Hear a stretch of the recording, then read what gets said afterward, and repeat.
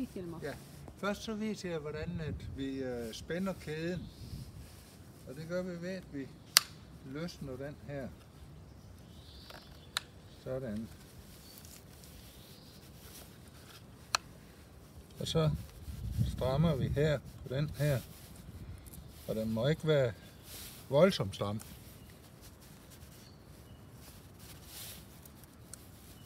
Sådan her, så tror jeg, den er god nok. Så strammer vi her. Og så er vi i princippet klar til at save. Men nu når jeg har den i gang, så vil jeg vise jer, hvordan vi vedligeholder det. Og det gør jeg ved, at jeg tager den her af.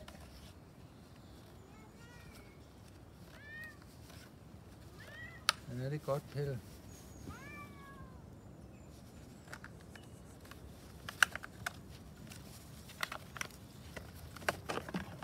Sådan.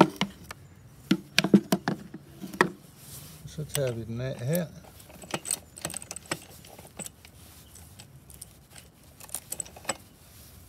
Sådan. Og kæden. Og nu skal vi have det gjort rent. Og det gør vi ved, at vi bruger trykluft. Så jeg går over og tænder trykluft. Se, vi skal også have åbent for filteret, for at se, hvordan det har. Og hvis du kommer tæt på, Vanessa, så vil du se, at der er let på. Så tager jeg trykluften, og så gør jeg ikke det, at jeg går helt tæt på, fordi så bliver den ødelagt. Og så tager vi også.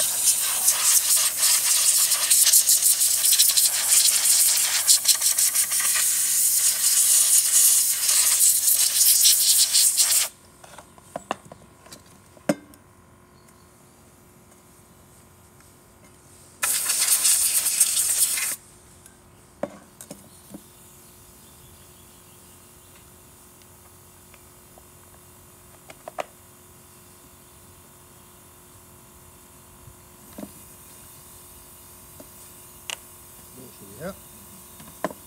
Så lige en ekstra tur her. Jeg skulle have haft mikrofonen på. Ja, har du den klar? Ja. Ja, så kan vi bare videre. Ja, jamen så fik jeg mikrofon på, så I bedre kan høre, hvad jeg siger. Vi fortsætter med at gøre rent.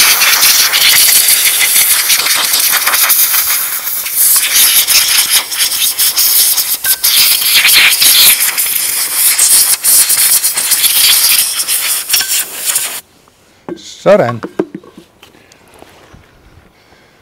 Så vil vi lige tage sværdet også og gøre det rent.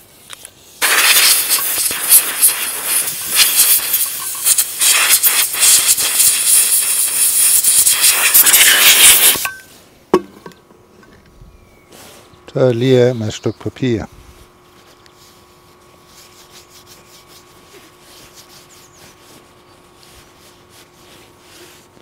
Og så skal vi til at undersøge sværdet.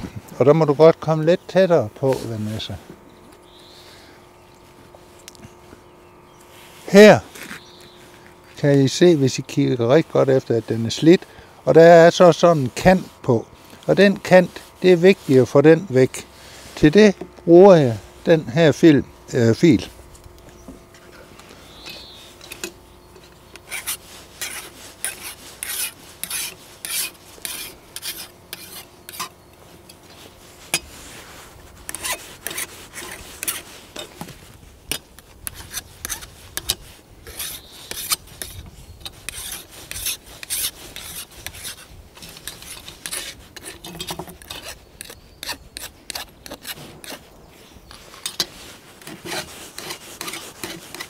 Og også på den anden side.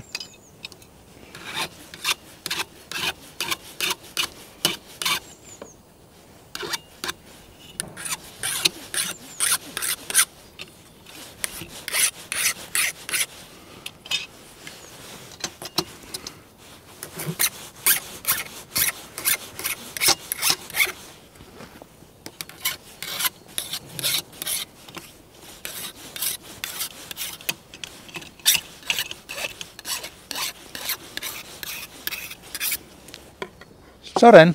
Så svært køreklar.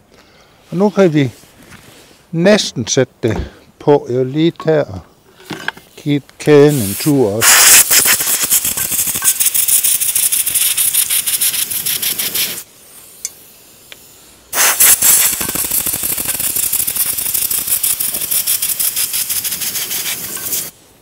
Sådan. Så er vi færdige med trykluften. Så skal vi have kæden på igen. Og den kan vende på 2 måder. Og den kunne godt lige tåle lidt mere.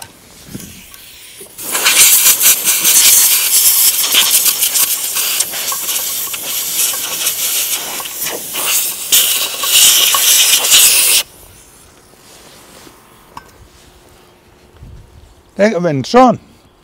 Eller den kan vende sådan. Men der er kun én vej, der er rigtig.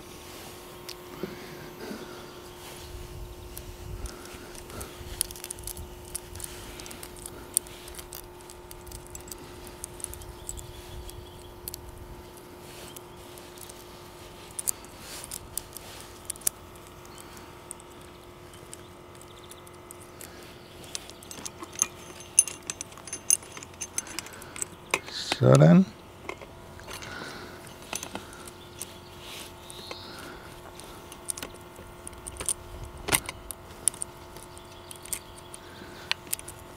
Nu kan vi lige så godt kigge efter, om vi fik den vendt rigtigt. Og det gjorde vi lige nøjagtigt ikke. Prøv at se her. Tænderne, de vender den her vej. De skal vende omvendt. De skal vende fremad.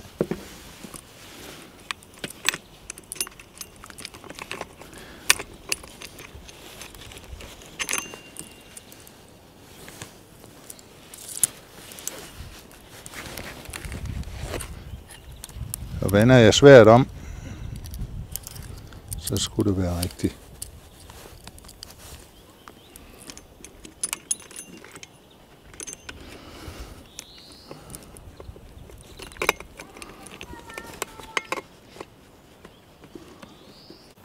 Så spænder jeg igen.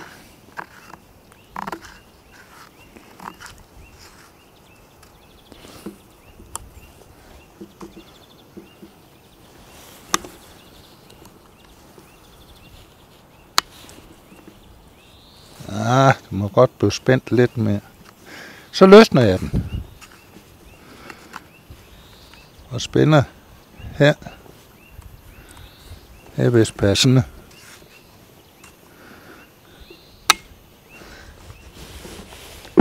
Nu er den i princippet klar til at save.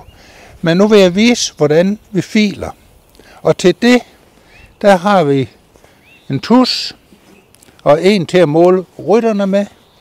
En fil og en fil til at file rytterne med. Først viser jeg den besværlige måde, og så bagefter så viser jeg for mig at se en helt genial måde at gøre det på. Først så lægger jeg den her på og ser, om de her små tænder, de er over dem, der skal save tænderne. Eller rytterne, om de er over. Og det er de ikke i de her tilfælde. Havde de været det, så skulle jeg file rytterne her med den her. Men det skal jeg ikke. Så gør jeg det, at jeg markerer en af tænderne.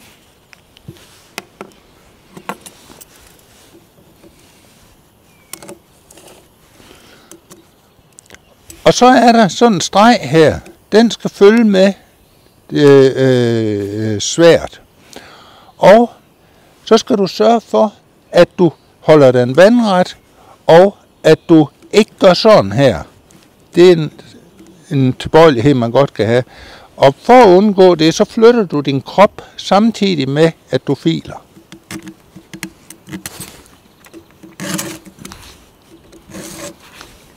Sådan her. Nu er det ikke min sav, den her, så den er heller ikke helt rigtig, den her fil, så den vil jeg lige lægge til side. Men så vil jeg vise jer den her. Jeg var over ved skovens folk og sige farvel til Gert på et tidspunkt, hvor han skulle gå på pension. Og så viste han mig den her, og det er for mig at se det mest geniale værktøj. Og prøv at se her. Der er en pil her. Og det betyder, at den her, den skal ind til og følges med. Det vil sige, at du får vinklen helt automatisk. Samtidig med, at den her lille flade fætter, den filer rytterne. Så du gør det hele i en arbejdsgang. Og din klinge, den bliver lige så skarp som ny. Og du kan skifte de her ud. Har du nogle gamle fil, så kan du save dem over, så de passer i længden og sætte dem i.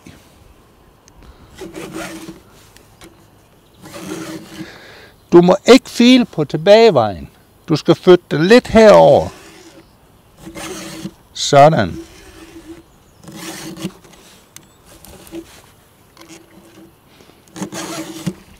Og så over til venstre. Og en gang til. Over til venstre.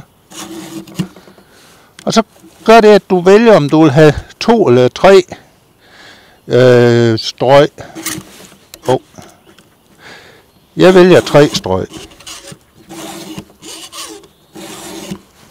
Og jeg ser, din far, han har været nede i jorden med den her.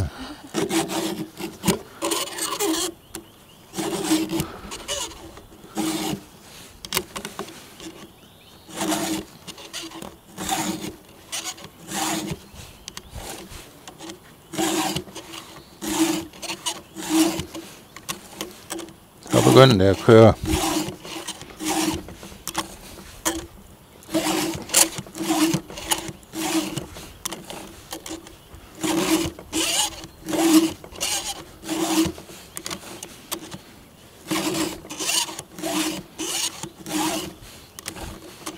Det er meget vigtigt at få filet sin sav, for ellers vil du bruge alt for meget dyr benzin. Så kommer jeg hen til den røde.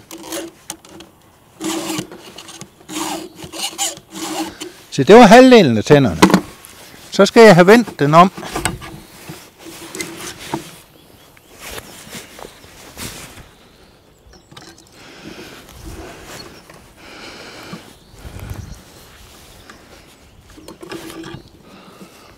Og så gør jeg præcis det samme.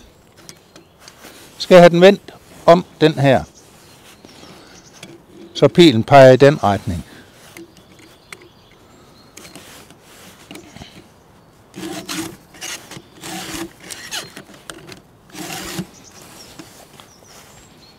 Og du vil nok opleve, at du filer ikke ens.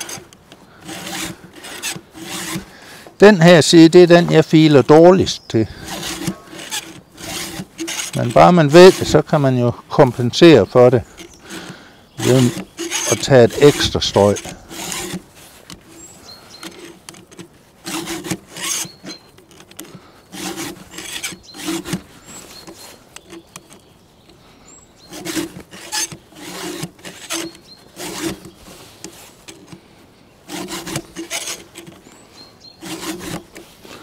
Og selv Willy, han måtte overgive sig og købe sådan en her. Og så er det i hvert fald et godt produkt, det kan I være sikre på.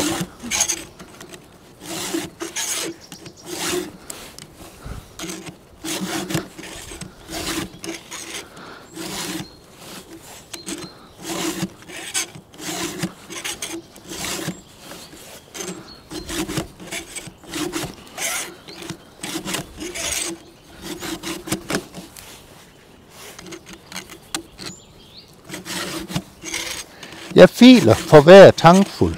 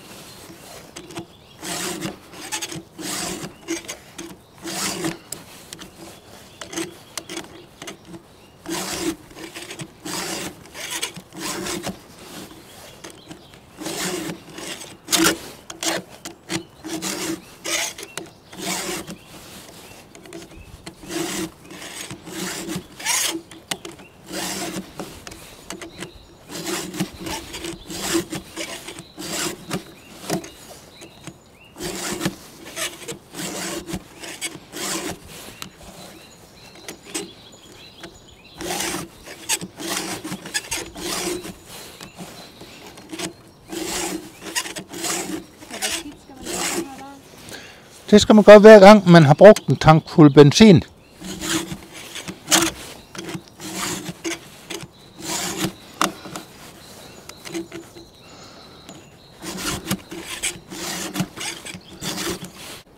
Jeg køber altid ren benzin og biologisk nedbrydelig olie.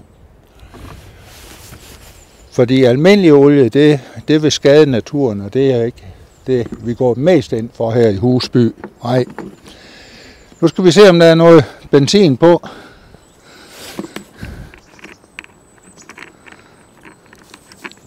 Og det her, det må du aldrig gøre i regnvejr.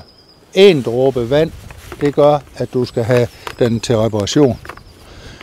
Det har jeg prøvet.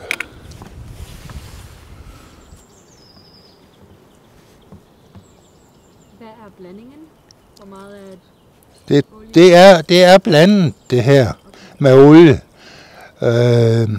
Så det er fuldstændig sikkert at bruge. Du kan selv blande, men du rammer det aldrig så præcis, som det de leverer fra fabrikkerne af.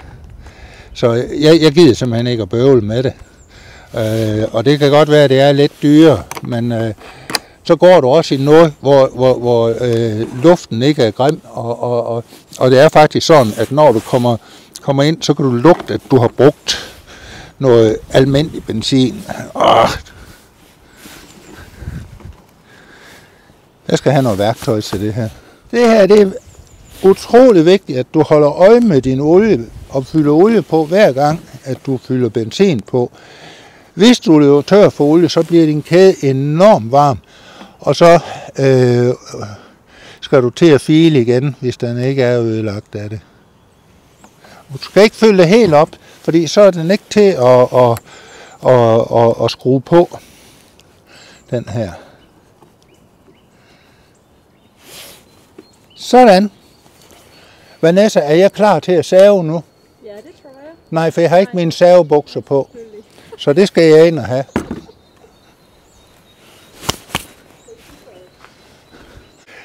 Det vigtigste, det er ikke motorsaven. Det vigtigste, det er dine savebukser. Sådan en motorsav, den er slet ikke kredsen. Den tager alt. Og hvis du kommer i din savebukser, så stopper den øjeblikkeligt. Vi prøver.